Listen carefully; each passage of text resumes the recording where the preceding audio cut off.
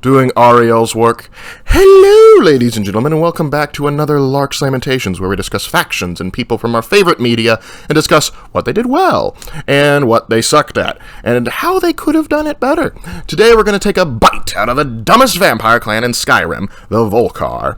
So, grab your crossbow and take a bite out of some garlic, because we are hunting vampires today. So, a little background. Way back in the day, and I mean way back in the day, there was a feller named Harkon. Harkon was a lord.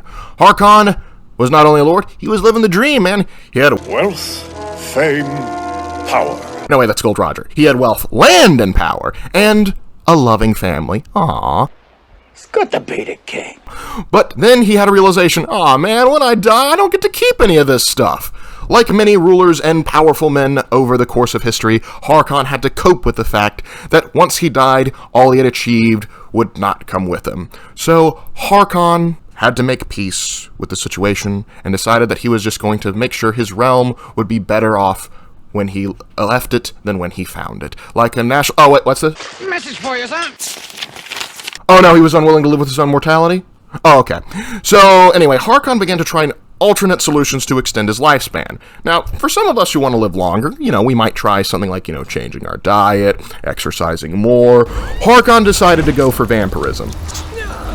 Because, why not? But yeah, Harkon couldn't live with just being a normal vampire either. No. Being a normal drinker of blood just wouldn't do it for him. You see, being a normal vampire would just suck. Please don't kill me. Anyway, Harkon wanted to be a pure-blood vampire, and there was only one way to do that. Work with Molag Bal. Okay, sorry, side note, little Daedric lesson time. Molag Bal is the Daedric Lord or Daedric Prince of Domination and Enslavement, who is also known as the King of Strife and Grape, without the G. Yeah, seems like a trustworthy dude. Oh, by the way, this is the same Daedric Lord who tried to enslave Tamriel in the Second Era. The whole plotline of ESO, because remember, that was a thing. Anyway, looking at this resume of a Daedric Lord, Harkon decided, yeah, I can trust this dude. Let's make a deal. Okay, I guess it does make some sense to a degree, since Molag Bal is the Daedric Lord who made vampirism, so if you want to be a super vampire, you're going to have to talk with him. But if you're going to work with an incarnation of evil, you're going to need to do some evil acts yourself. To gain Molag Bal's favor, Harkon sacrificed thousands of lives to Molag Bal.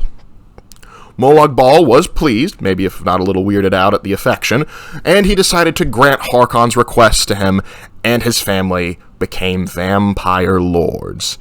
The purest and most powerful vampire clans in Skyrim, if not the most powerful vampire clan in Tamriel.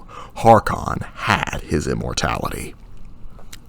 This pleased Harkon immeasurably. You see, it fed his superiority complex quite nicely, especially when he captured himself a new house off the coast of Solitude.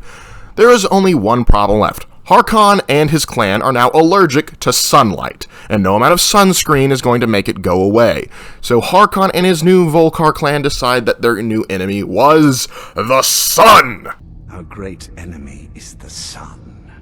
And until recently, it's an enemy we've had no way to fight. For centuries, I searched for an answer to this problem. I guess Harkon was on the writing staff of Assassin's Creed. That makes a lot of sense, actually. Anyway, jokes aside, the Volkihar clan dedicated itself to try and figure out how to get around the whole Sunshine Hurts Us deal. Except for Harkon's wife, Valerica. She said that the plan was stupid, and so was Harkon. Ooh, I like her. That's a stupid idea. What? It's a stupid idea! You're a stupid man! A stupid man! The clan found squat for ages. Nothing seemed to be working. Thank goodness. What franchise would be so stupid to take away vampires' weakness to sunlight? Scratch that joke off the list. Well, after presumably decades to centuries of finding nothing... What about you guys? We ain't found shit! Harkon hears of a prophecy that states that if you use the blood of a daughter of Cold Harbor, that's a pure-blooded female vampire lord for those that aren't familiar, and Ariel's bow, a bow that's infused with the power of, like, a sun god, think Akatosh, but with a snow elf name, they could end the tyranny of the sun for vampires. I found an old prophecy written by a moth priest, those scholars who read the Elder Scrolls. The prophecy tells of a time in which vampires will gain power over the sun and will no longer fear its tyranny. Harkon was immediately hooked. He wanted to get his hands on that bow so he could plunge the world into eternal night, so that vampires may reign supreme, untethered by the leash of night and day. Now the clan loved this idea, because they're suck-ups. Except Valerica. She thought the plan was stupid along with her husband. Well, maybe it is stupid, but it's also dumb. You're noticing a trend here? It'll come back in a second. Valerica believed that vampires needed to remain in the shadows, and that Harkon's plan would get them all killed because people would logically rise up against the Volkihar in an effort to try and restore the sun. Thus, husband and wife started to argue with each other constantly. This went on for some time until Valerica had enough and took their daughter Serana and the clan's 2 Elder Scrolls and pissed off to be forever out of Harkon's reach. Harkon was naturally enraged and spent centuries searching for his family and his lost Elder Scrolls.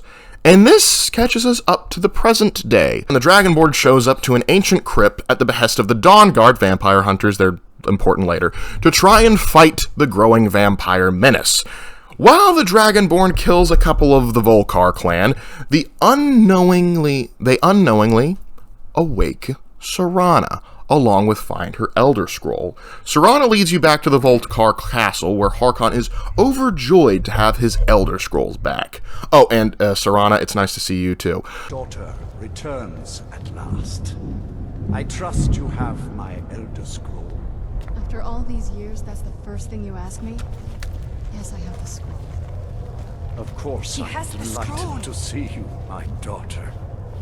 Must I really say the words aloud? It'd be a lot cooler if you did. To thank you for your service to the Volkihar, he offers you to turn you into a vampire lord, so you can join the clan itself. You have done me a great service, and now you must be rewarded. There is but one gift I can give that is equal in value to the Elder Scroll and my daughter. I offer you my blood.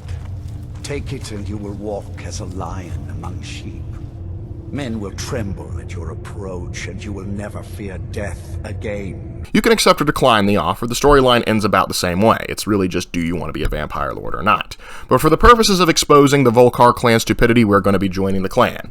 Sorry, Isran. Traitor! Also, this is just a little side note, I'm not paid by this person or anything, but if you are going to play Vampire Lord on Skyrim and PC, please use this mod. Playing as a Vampire Lord just ain't the same otherwise. Trust me, if you want to be a Bloodsucker of the Night, you gotta get this mod. Alright, moving on, back to the Bloodsuckers. Once you join the clan, though, you get to know its members. It's filled with completely forgettable people. Okay, let's run through the important ones. There's Vengalma, who wants to be the leader of the clan, who hates Orthyolf, who wants to be the leader of the clan, who hates Vengalmo. And then there's everybody else. Yeah, the only truly powerful personalities in the castle are Harkon and Serana. Everyone else is just kinda there. I guess Garen Marathi is okay. I guess... See, he's just as annoyed as court politics as I am. I mean, here's the thing. I would care about the politics of a vampire court if they had a larger impact on the game. But since the game doesn't give a crap about them, neither will I. The only important thing to consider there is that there's 2 obvious factions vying for the throne, and Harkon is doing nothing about it. Primarily because he doesn't have to. Both of these morons ain't got a prayer to take over the clan. It's just... wishful thinking on their part, honestly. Anyway, after doing a few fetch quests for Harkon, Serana confides in you that she doesn't trust her father and requests that we go find her mother. He might feel something again. But I guess I don't really factor in at this point. I don't even think he sees me as his daughter anymore. I'm just... a means to an end. We need to find my mother, Valerica. She'll definitely know where it is. And if we're lucky, she actually has it herself. One trip to a soul-sucking realm later. No, not that one. No, not that one. That's the one. You get to find Mommy, an Elder Scroll, and a new dragon, and a new Necromancer dragon buddy. Your words do me great honor. He's the best. It's where Valerica lays out the deal with Harkon and how he plans on sacrificing Serana, or Valerica, to make sure the prophecy is completed. You think I'd have the audacity to place my own daughter in that tomb for the protection of her Elder Scroll alone? The scrolls are merely a means to an end. The key to the tyranny of the sun is Serana herself. When I fled Castle Volkihar, I fled with 2 Elder Scrolls. The scroll I presume you found with Serana speaks of Ariel and his arcane weapon, Ariel's bow. The second scroll declares that the blood of Cold Harbor's daughter will blind the eye of the dragon. Like myself, Serana was a human once. We were devout followers of Lord Molig Bal. Tradition dictates the females be offered to Molig Bal on his summoning day. Few survive the ordeal. Those that do emerge as a pure-blooded vampire. We call such confluences the Daughters of Cold Harbor. Now you're beginning to see why I wanted to protect Serana, and why I've kept the other Elder Scroll as far from her as possible.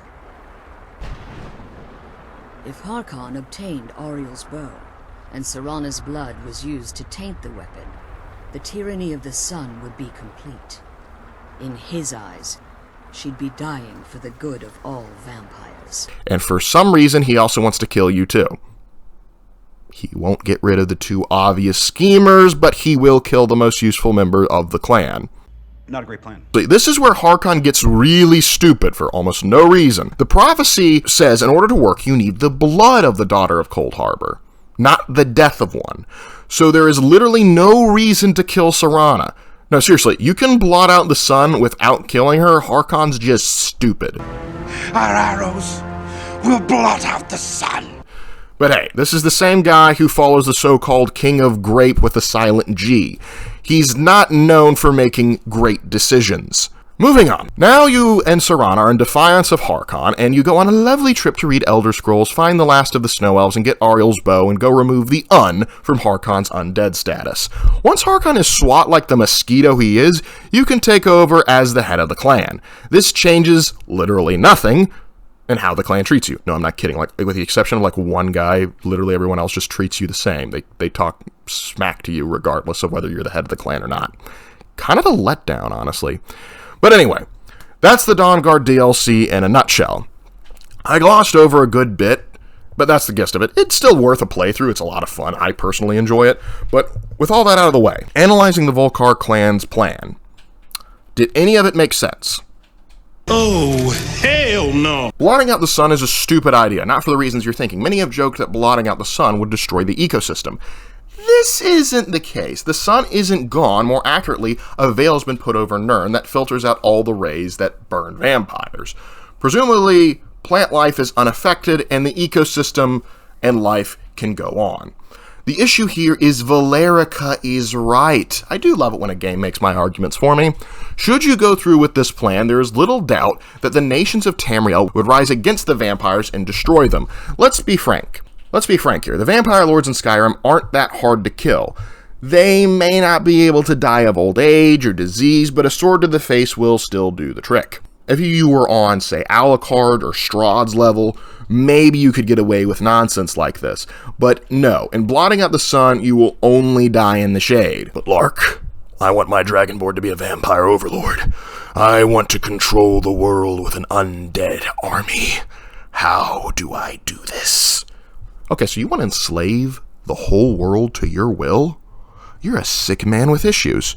Fortunately, I cater to people like you. So let me tell you how to become an undead overlord. Now let's take the Volkihir's plan and fix it by following the steps of another great vampire lord. No, not that one. Not quite. Absolutely not. No, I said a great vampire lord, not a constant screw-up. Ah, there we go.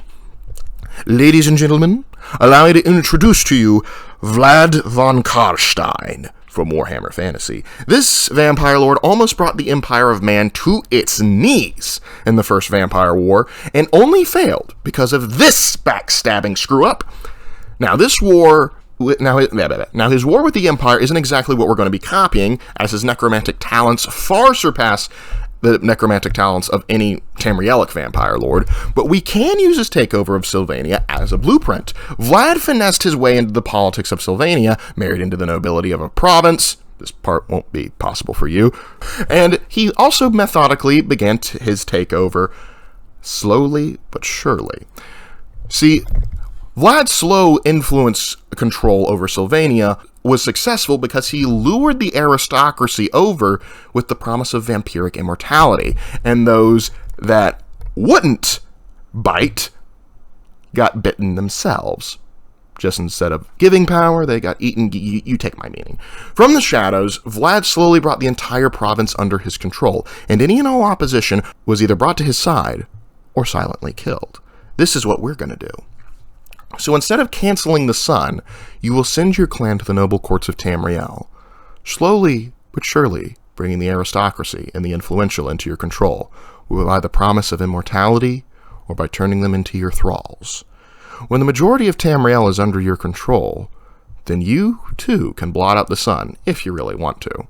It's still not necessary, but at that point, it's too late. Most of the resistance would be a moot point. Surely there would be a rebellion, but it's weak and easily crushed, as the lords that would lead them have been dealt with. Those strong enough to fight back are brought under your influence, or will be killed off long ago. And finally, the people of Tamriel will have to accept their new fate as the sheep Harkon always saw them as. But that's what we're going to call it for today. Did I miss anything about the clan? Are there any redeeming qualities to them, or are they really even dumber than I realize? Just running around in broad daylight attacking people. Smart move, vampire, smart move. But anyway, how would you fix this clan?